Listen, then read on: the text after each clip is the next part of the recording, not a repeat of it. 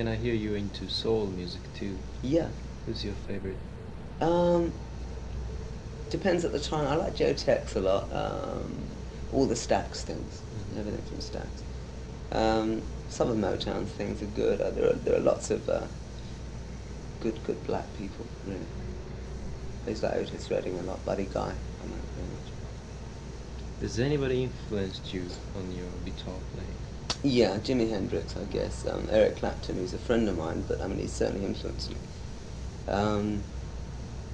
Buddy Guy, I'd say. A man called Hubert Sumlin, who used to play on all the Howlin' Wolf records. James Burton, who used to play on Ricky Nelson's records, plays with Elvis Presley. Chuck Berry a little bit, not a lot, a little bit. I would say Hendrix most of all, because I knew him in about 1967 when he first came to England, so I could see him develop, through about 3 years, and he was incredible. And he was so good. Live, he was so good. How about Jeff Beck? I know, Jeff's all right. I mean, he's very inconsistent. He can be brilliant. He can also be terrible.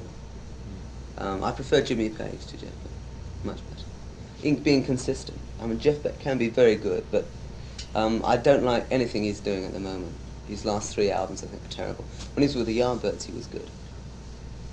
But I think he peaked early, And who could be your favorite rock and roll guitarist?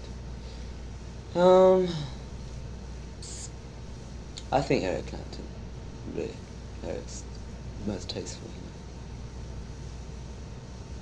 Do you play any other instrument beside Yeah, I can guitar? play piano a bit, bass, organ, mellotron. I play, what else? Let me think. Anything with strings I can play. A bit of cello. I mean, none of them as good as I play guitar, but I mean, I could if I tried. And if I play a harmonica, I can play. You can play anything if you try. I don't know. Did you ever think about doing that by yourself for recording? What, doing everything, you mean? Well, on some of the early records, like Beard of Stars and things, in fact, I did do everything.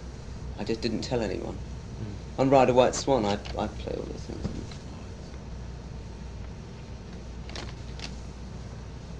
It gets boring, though, if you do it with yourself. It looks like this whole phenomenon of you're a rock and roll superstar, and people don't pay too much attention to your music itself. Well, I mean, I don't agree with that, because I don't think people would buy LPs if that was true. If it was only singles, I'd say yes, but to go out and spend, I don't know how many yen it is to get an album and spend and listen to an hour's worth of music, there has to be more to it than just your cock, I think, really. I mean, people who don't know about music, they just... Well, a lot of people don't know about music, that buy records. There's a lot of people that know about music can't afford to buy records. I think you just have to accept, by your own standards, that what you do is the way you want it, and let it take care of itself. I mean, you can't get too worried about it. And when we play badly, I know we're playing badly. I don't care if there's a million kids going mad. I'm not happy.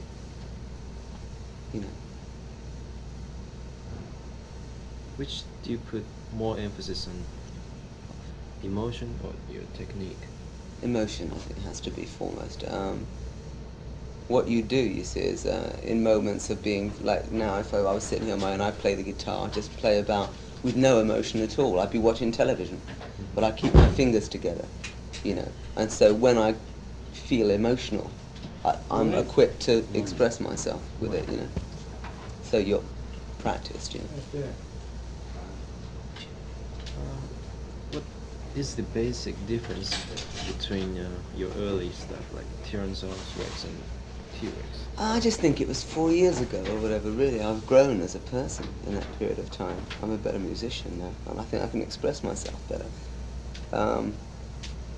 I think the times were wrong then for me to be very successful then. And the times changed. Fortunately, I did too, Lucky on me.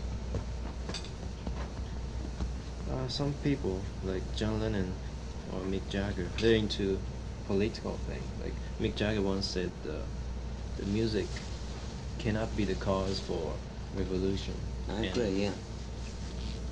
What do you think of the music and the relation to politics? I think it's relevant. I think you can state a thing so openly that it defeats the purpose, which I think John Lennon has done recently.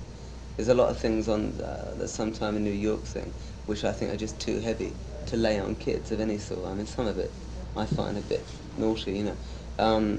Not that he's wrong in doing that. It's just I think he's defeating his own purpose, which is to reach as many people as possible. Children of the Revolution, slightly political in its own way. But I just don't say who it's against. You know, I mean, you have the choice to sort it out. Okay, lastly, I want to ask you about the lyrics Yeah. you write. Like one thing I can never understand is what the metal guru is. Metal Guru is very much like one of your local deities, be it, I was looking through one of your books, I mean, it's a personal god, in as far as a superhero, if you want. You know, it's someone who would help you.